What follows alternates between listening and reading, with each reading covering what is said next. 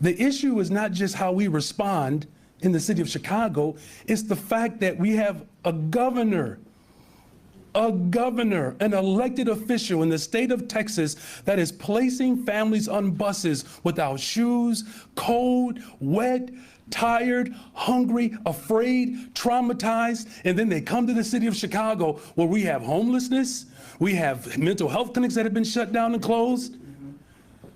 You have people who are seeking employment. The governor of Texas needs to take a look in the mirror of the chaos that he is causing for this country. This is not just a Chicago dynamic. He is attacking our country. Hey there, guys. Welcome to the channel. Guys, I think probably the worst part of the year 2023, for me at least, was watching every single you get what you vote for type scenario get progressively worse and worse. I'd be lying to you if I told you that I didn't used to get a kick out of watching a lot of these liberal policies fail, because I've always believed that the easiest way to let a liberal know that their ideas are bad are to give them exactly what they ask for. But we can't do that anymore, man, because I really think we're basically at probably a critical mass.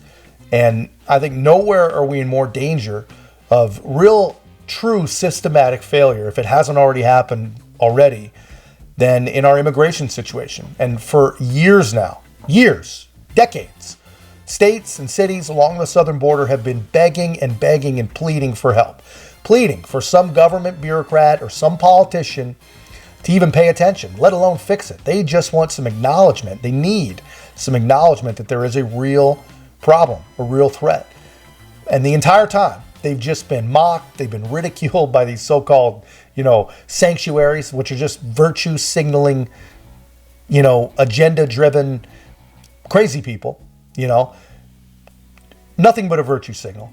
They've been called every name in the book, these people. And these virtue signalers have led other poorly informed liberals, which is most of them, to believe that the places that are raising the white flag, begging for help, that they don't have a rightful concern for border security, and that they're all just a bunch of racists.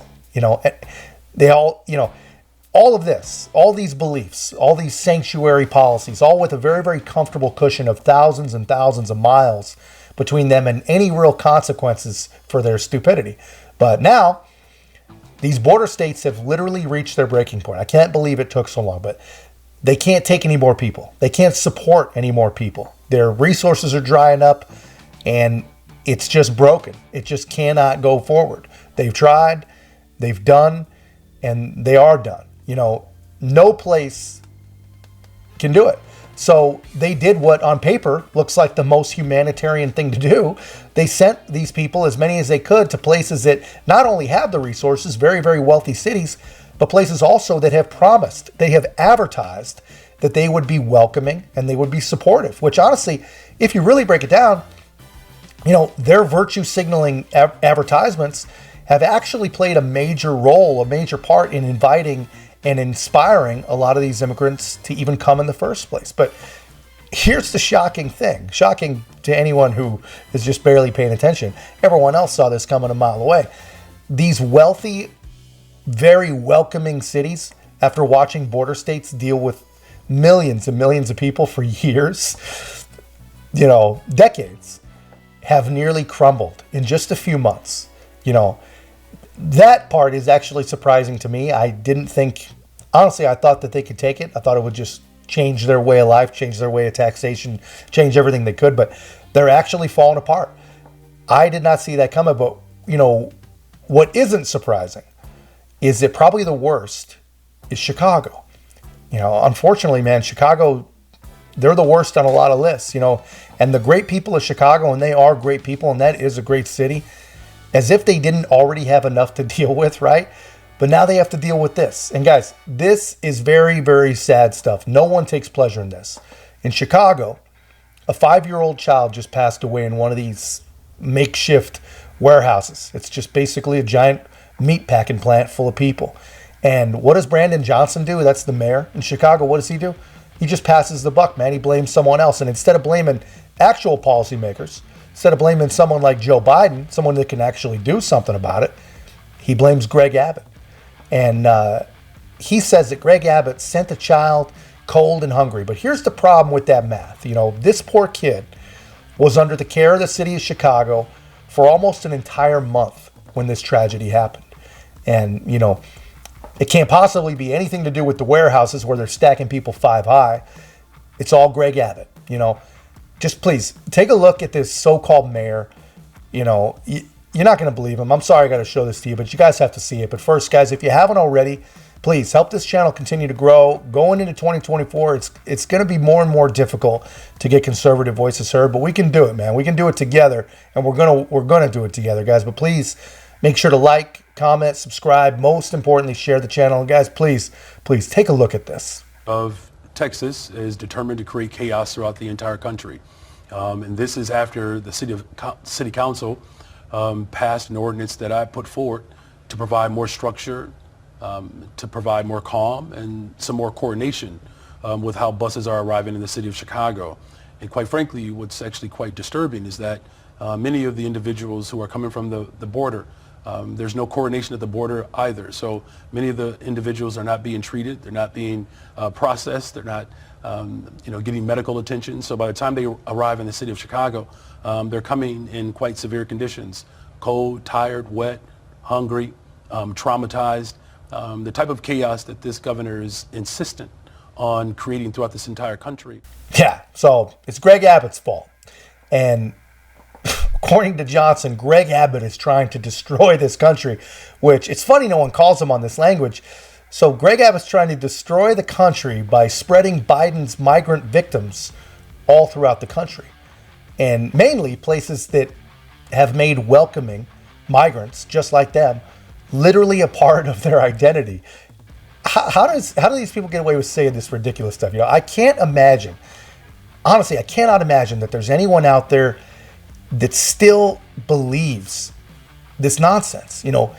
Can't he just be a regular Democrat and just turn on Joe Biden like the rest of them are doing? I mean, we have an entire federal government bureaucracy in the Department of Homeland Security that has knocked down and subdued every single barrier available to them. And it's not their fault. It's not that agency's fault. It's not the federal government's fault. Somehow it's Texas's fault. 8 million people have crossed the border since Joe Biden took office. Chicago is literally failing under the weight of 1 day's worth of Texas crossings, which is about 10,000 a day, by the way. And it's all Greg Abbott's fault. A governor with almost no power.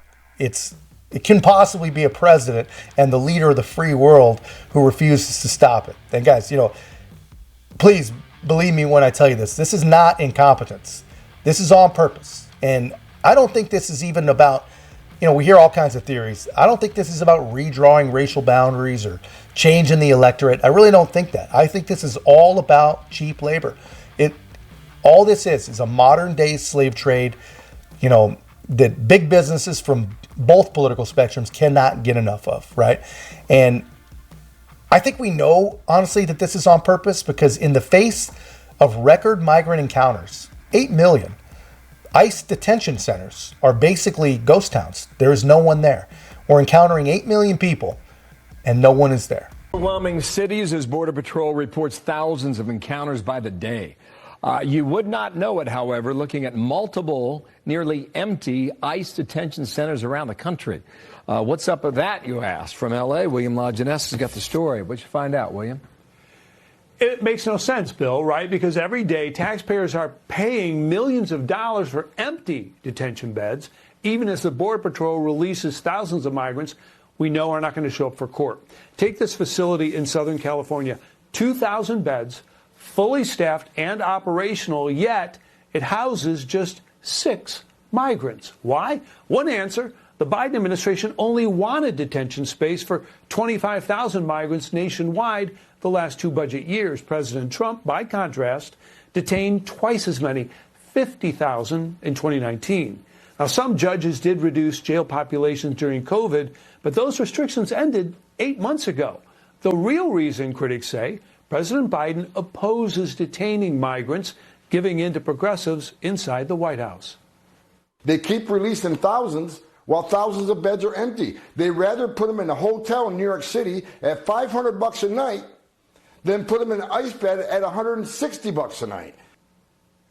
So that California location, Adelanto, is not alone. ICE contracts with dozens of correctional facilities around the country. And as you can see, many are well below capacity, under half full. Here's the kicker. By contract, ICE guarantees to fill 70 to 80% of the beds. So taxpayers are going to pay millions a month, empty or full, it doesn't matter. In just 5 locations we counted, Bill, more than 2,000 empty beds. This isn't about COVID at all. This is about shutting down immigration detention and shutting down immigration enforcement. So why does it matter? Well, yesterday, the immigration court backlog topped 3 million cases. When President Biden took over in office, 1.2 million. Detained migrants show up for court. And when they lose, they get deported. But released migrants, like we see every day, 94%, Bill, are never caught and never leave. ICE did not respond to our questions. Wow, what a story. Yeah, so you guys see this, man. It's depressing, dude. Our government is so inefficient and so incompetent. And our president, man, is so freaking overrun.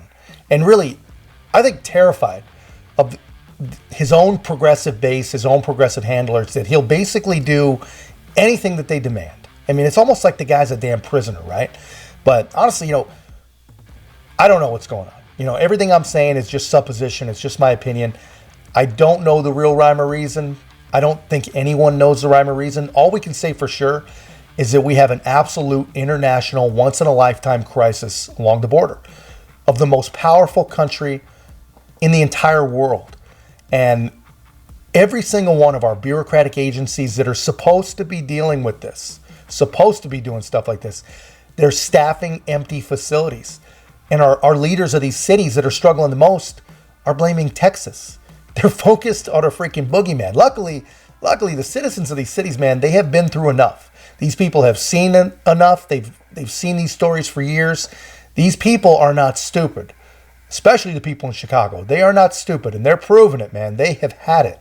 There have been calls by city officials to close the Inn of Chicago shelter site after reports of criminal behavior, including drug sales and prostitution.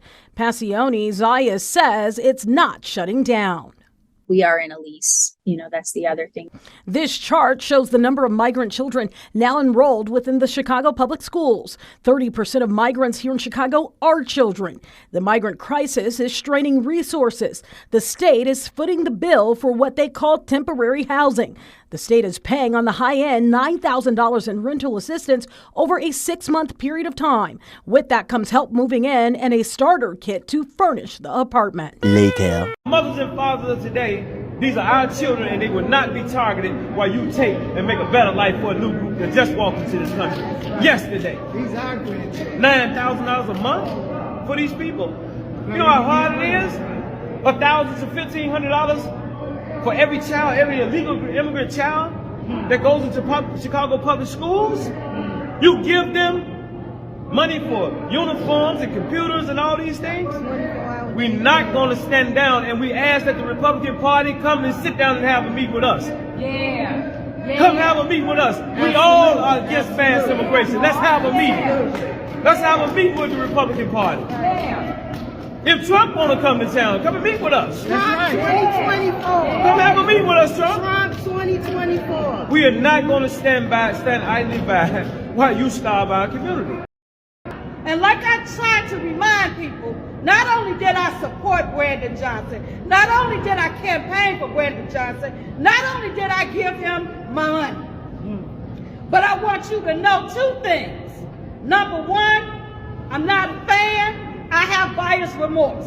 Number 2, for any independent candidate in the city of Chicago, any Green Party candidate in the city of Chicago, and any Republican candidate in the city of Chicago, now is your time, because we are done with the Democratic Party. Brandon Johnson, Governor Pritzker, and President Biden have shown us what they think about the black community all over this country. And so we're standing here today to say, okay, if that's what it is, we with it. We don't have to support the Democratic Party. Right. We don't have to continue to support people who are not going to support us. And the Democratic Party here in this city, in this state, and in this country is not supporting us. You got the Republicans on one side and the Democrats on the other side. Guess what? They're part of the same bird. That's right. For 2 weeks. So it doesn't matter anymore which party we go with. But I'll tell you this, I'd rather deal with the snake that's outfitting himself of the Republican Party than the snake that's covered up in the Democratic Party. That's right. We're not going to continue to stand for this. We're not going to continue to allow our state representatives, our congressmen, our aldermen, and our mayor to let us know that we don't matter. Yes. Just like you're going to show us that we're going to matter, we're going to show you. It's going to be a great day in the city of Chicago when the Democratic convention comes here, and then they found out in March that a lot of black voters took Republican ballots. Deal with that. Yeah, so you guys see that, man. I hate to say it. Nothing is pleasurable at saying it, and even worse than that, I hate to see it. But you get what you vote for every single time, man. Every single time. You will always get what you vote for. And the best way to let a liberal know that their ideas are complete and total trash is to just let them have it. Let them have exactly what they're asking for. That works every single time. Doesn't work immediately. It does not work immediately, but it works every single time. Now, obviously, man, the lady in the last clip, she's upset with both parties, man, and she should. She says 2 wings of the same bird, right? She's not wrong. She's not wrong, man, especially when it comes to this particular issue. No one has told the truth. No one has actually tried to solve it, man. And, whether that's because it's just too damn difficult or too divisive, or whether it's because they really don't want to, I don't know. I think that question probably has just about as many different answers as we have representatives in Congress. So I don't know, but we do know that this immigration issue, like all other bad Democratic policies, it hurts our minority citizens the most every single time. Every bad liberal policy hurts minority people first, and most of them hurt minority people only for some sad reason. Every time. It's very sad. And when people have had enough, you don't know what they're going to do. We don't know what they're going to do because people will do anything that they think they need to survive. And guys, to me, survival does not look like more of the same. Survival does not look like another Joe Biden term.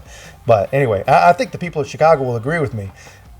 That's all I've got, guys. Let me know your thoughts in the comments. If you haven't already, please make sure to like, comment, subscribe. Most importantly, share the channel. We'll see you in the next one.